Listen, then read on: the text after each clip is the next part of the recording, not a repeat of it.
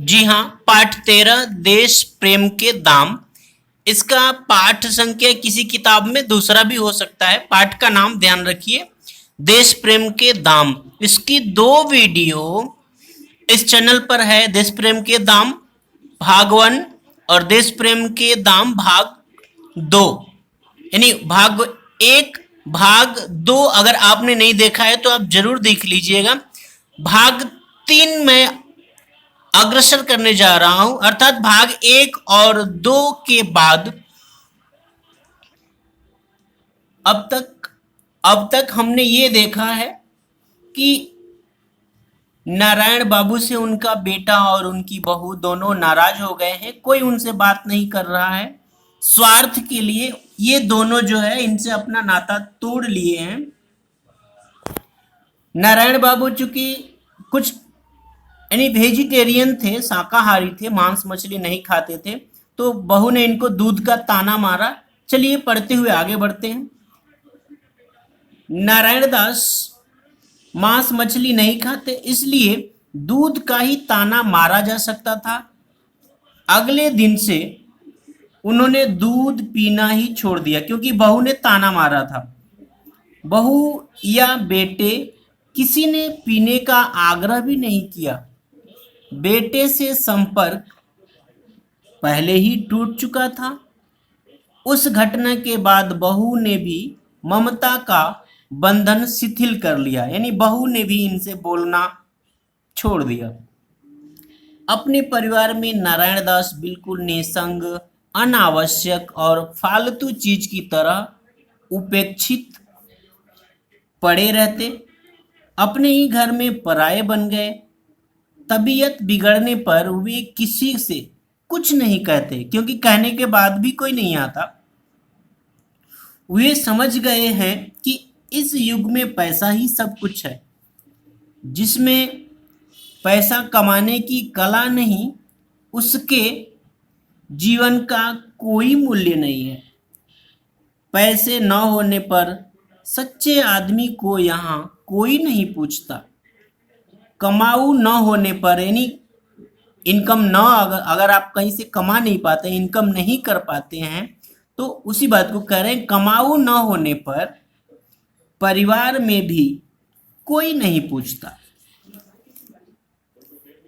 बेटा, बहू, पोता, पोती, किसी का इसमें दोष नहीं। उन्होंने अपनी आंखों देखा है। जिन्होंने आजादी के लिए थोड़ा भी त्याग किया है, उसके बल पर बाद में बहुत कुछ बटोरा है। मकान, खेत खलिहान, कोटा, परमिट, यानी उन्होंने लाइसेंस ले लिए, पद पदवी तक, अनेक चीजों के लिए हाथ पांव मारे। हाथ पांव मारना मुहावरा है, मतलब उन्होंने प्रयास किया और पा भी गए। उस दृष्टि से स्वयं वे असमर्थ हैं, यानी नारायण बाबू ने कुछ भी नहीं लिया, असफल हैं। और लोग जो है कोशिश किए और पा गए। इन्होंने देश के लिए लड़ाई में भाग लेने के बदले कुछ लेना उचित नहीं समझा, इसलिए ये खुद को असमर्थ और असफल समझ रहे हैं। अतीत के त्याग को पूंजी बनाकर भोग की सामग्री जुटाने में वे कभी सफल नहीं हो पाए, और उनको ये अच्छा भी नहीं लगा कि बीते हुए समय में जो उन्होंने कष्ट भोगा, उसके बदले आज ये ऐशो आराम की जिंदगी जिए, इनको अच्छा नहीं लगा। कई बार स्वयं से पूछा है, मतलब खुद से उन्होंने क्वेश्चन किया, प्रश्न किया, क्या दरोगा की नौकरी इसलिए छोड़ी थी?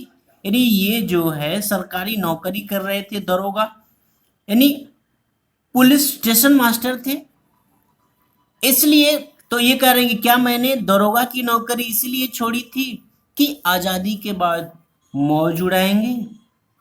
इसी लोभ से गांधी जी के असहयोग आंदोलन में कूदे। एक से बढ़कर एक दुख सहे। आखिर हमारे सपनों के भारत को हो क्या गया है? कहाँ गया त्याग, देश प्रेम? यानी सोच रहे हैं कि भाई पहले लोग देश प्रेमी थे, त्यागी थे, आज कहाँ चला गया लोगों के मन का त्याग? उनकी आंखें आंसुओं से धुतला गईं, यानी रोने लगे। जीने का लोभ फीका हो जा रहा है, यानी जीने का मन नहीं कर रहा है। महाराणा गोकुल भोल जैसे सैकड़ों गांधीवादी लोग उनकी आंखों के आगे उभर रहे हैं, यानी अब उनकी इनको याद आ रही है जो लोग शहीद हो गए। मन ही मन उनसे ईर्ष्या हो आती है और मन ही मन ये मानो उनसे जल रहे हैं कि भाई आप लोग तो शहीद हो गए, मैं यहाँ कितना कष्ट भोग रहा हूँ। बार बार ये शब्द फूटते हैं, आप सब भाग्यवान हैं, देश का अधोपतन देखने से पहले ही चले गए। देशवासियों को प्रेम ही देते रहे, मेरी तरह उनके लिए या उनके कारण संताप का दुर्भाग्य कभी नहीं झेलना पड़ा। यानी कह रहे कि भाई मैं तो कष्ट झेल रहा हूँ, लोगों के अंदर लालच देख रहा हूँ, कम से कम आप लोग तो ये नहीं देखें। मधुमिता को कोरापुट में अखबार पढ़कर पता चला कि ससुर बीमार हैं, यानी नारायण बाबू बीमार हैं। अखबार में कहीं छोटी सी खबर छपी थी, छोटे छोटे अक्षरों में, नारायण दास अस्वस्थ हैं। पढ़कर मधुमिता चौंक उठी। उसने तुरंत स्कूल से छुट्टी ली और कुछ फल और दवाइयों सहित कटक आ पहुंची, मतलब अपने घर आ गई जहां नारायण बाबू थे। पत्नी को अचानक देख सनातन ने हैरान होकर पूछा, आज तो तुम्हारी छुट्टी नहीं थी, फिर अचानक इधर कैसे चली आई? मधुमिता ने संक्षेप में बताया, अखबार में तुम्हारे पिताजी की बीमारी की बात पढ़ी, मैं समझ गई हालत नाजुक है, वरना अखबार में न छपा होता। कैसे हैं वे? सनातन ने निर्लिप्त भाव से कहा, बीमारी अचानक नहीं आई, कई दिनों से खाट से लगे हैं, नहीं कई दिन से बीमार हैं, उम्र भी हो चली है, घिसटने से बेहतर है चले जाएं। तुमने नाहक ही अपनी छुट्टी खर्च की, यानी वो कह रहे कि तुमने बेकार में ही अपनी छुट्टी खर्च किया, ये इनकी उम्र भी हो गई है। मधुमिता के चेहरे पर रंज नहीं था, दबे स्वर में कहा, क्या कह रहे हैं? वे देश के गौरव हैं। आज़ादी के लिए 7 साल जेल में रहने के एवज में, यानी बदले में, केंद्रीय सरकार ने उनके लिए 500 रुपये महीना भत्ता मंजूर किया है।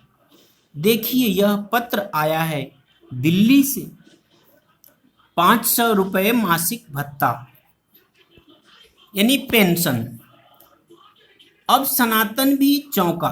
बहुत दिन पहले उसी ने बापू की इच्छा के विरुद्ध जबरन उनके हस्ताक्षर लेकर, यानी सिग्नेचर करके, एक दरख्वास्त यानी एप्लीकेशन दिल्ली भेज दी थी। उसे हैरानी इस बात की थी कि वह बिना किसी सिफारिश के मंजूर कैसे हो गई, यानी बिना किसी सिफारिश का वो कैसे पास हो गया। मधुमिता ने कागज दिखाया, 4-5 दिन पहले उसी की मार्फत पत्र आया था। केंद्रीय सरकार ने सगर्व स्वाधीनता सेनानी नारायण दास को जीवन भर के लिए 500 रुपये महीने का भत्ता मंजूर किया है। उस कागज पर मधुमिता और सनातन की चारों आंखें खुशी में भरकर नाच रही हैं, मानो पहली बार यह कागज पढ़कर वे यह जान पाए हों कि नारायण दास सचमुच स्वाधीनता सेनानी थे, देश की आजादी के लिए वर्षों तक जेल में भी रहे थे। मधुमिता ने कहा, जो हो गया सो छोड़ो, अब देर न करो, जल्दी डॉक्टर बुलाओ, हर हालत में पिताजी को बचाना होगा, वे देश के गौरव हैं, जाति के आदर्श हैं, जाओ। सनातन तेजी से उठ खड़ा हुआ, डॉक्टर को तुरंत बुलाना है, देर न हो जाए। नारायण दास आंखें मूंदे, यानी आंखें बंद किए बिस्तर पर लेटे हैं, दर्द से सारी देह बेचैन है, सांस लेने में भी कष्ट हो रहा है। अचानक किसी ने पांव सहलाए, यानी अचानक किसी ने उनके पैर को सहलाया। नारायण बाबू ने पूछा, कौन? गोकुल। यानी पैर सहला रहा था कोई, तो नारायण बाबू को ऐसा लगा कि गोकुल है। तो आवाज आई, नहीं पिताजी, मधुमिता हूँ। आपकी तबीयत नरम जानकर कोरापुट से चली आई हूँ। बहू की ही आवाज है, मगर बहू पांव सहला रही है। उन्हें विश्वास नहीं हुआ, क्योंकि बहू ने कभी ऐसा किया ही नहीं था। जेल के दिनों में बीमार होने पर एक और राजबंदी गोकुल उनकी सेवा करता था। मन लगाकर सारे काम कर देता, तलवे में तेल लगा देता, फिर दबाकर उंगलियां चटका देता, यानी उंगलियों को पुड़का देता। जिससे मान लीजिए ये उंगलियां हैं, ऐसे करने पर आवाज आती है। अब भी पांव पिराने या हाथ में दर्द होने पर गोकुल याद आ जाता है। मरते समय का उसका चेहरा झलक उठता है। अतः पांव किसी ने छुए कि गोकुल समझ हुए चौंक उठे। मधुमिता ने कहा, पिताजी मैं आ गई हूँ, आप ठीक हो जाएंगे। उन्हें डॉक्टर बुलाने भेजा है। आपके स्वस्थ न होने तक मैं कोरापुट नहीं जाऊंगी। तो यह सपना नहीं था, यानी नारायण बाबू को ऐसा लग रहा था कि ये सपना देख रहे हैं। नारायण दास ने आंखें खोल क्षीण स्वर में पूछा, बहू है? फिर संकेत से सिरहाने तक आने को कहा, यानी इन्होंने इशारा किया सिरहाने तक आने के लिए। सिरहाने अर्थात सिर की ओर। मधुमिता की आंखें पता नहीं क्या सोचकर छलछला आईं। बोली, पिताजी डर की कोई बात नहीं, वे डॉक्टर बुलाने गए हैं, आप 2-4 दिन में स्वस्थ हो जाएंगे। नारायण दास ने स्थित प्रज्ञ की तरह कहा, मतलब मानो इनको लगा बिल्कुल यही होगा जो ये कह रहे हैं।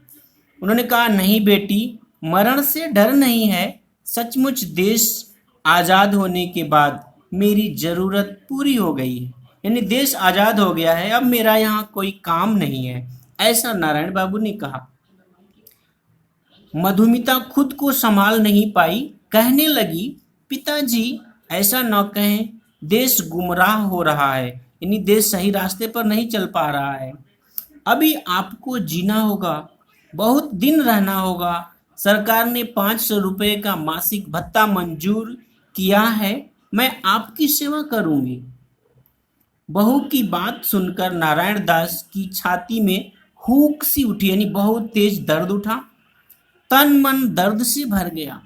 चेहरे पर हल्की सी मुस्कान लाते हुए कहा, बेटी, सरकारी भत्ते की तरह तेरा स्नेह भी मुझे बहुत देर से मिला, मैं उसका उपभोग नहीं कर पाया, मतलब मैं उसका यूज नहीं कर पाया। मधुमिता ने देखा ससुर के चेहरे का रंग अचानक बदल रहा है। आंखें मूंद गईं। चेहरा सचमुच किसी शहीद की तरह है, उन शहीदों की तरह जिनके चेहरे मधुमिता ने सिर्फ किताबों के पन्नों में देखे। यानी अब उसको लगा कि ये उसके जो पिता हैं, ससुर जी जो हैं, फादर इन लॉ, उन वे वास्तव में एक शहीद की तरह हैं। अच्छा, इस प्रकार यह पाठ पूरा हुआ। अगर आपने भाग 1, 2 नहीं देखा है तो आप जरूर देखिएगा। आईसीएसई और सीबीएसई सिलेबस की पूरी किताब यानी कंप्लीट कोर्स जो है इस चैनल पर है, आप प्लेलिस्ट में जरूर देखिएगा। कक्षा 10वीं 11वीं 12वीं यानी +1 +2 का भी है, आप प्लेलिस्ट में जरूर देखें, या अपने कविता का नाम जरूर सर्च करें, ढूंढें, बाय उमेश। खैर, आज के लिए इतना ही, धन्यवाद। हाँ, इस पाठ का नोट्स भी है, आप देश प्रेम के दाम नोट्स करके अगर आप सर्च करते हैं तो आपको मिलेगा। धन्यवाद। जय हिंद। जय हिंदी। एक बात मैं बता दूं, अभी कोरोना महामारी पूरी तरह खत्म नहीं हुई है, यानी खत्म ही नहीं हुई है। आप जहां भी जाएं मास्क लगा के जाएं और सामाजिक दूरी बनाए रखें। धन्यवाद। जय हिंद। जय हिंदी।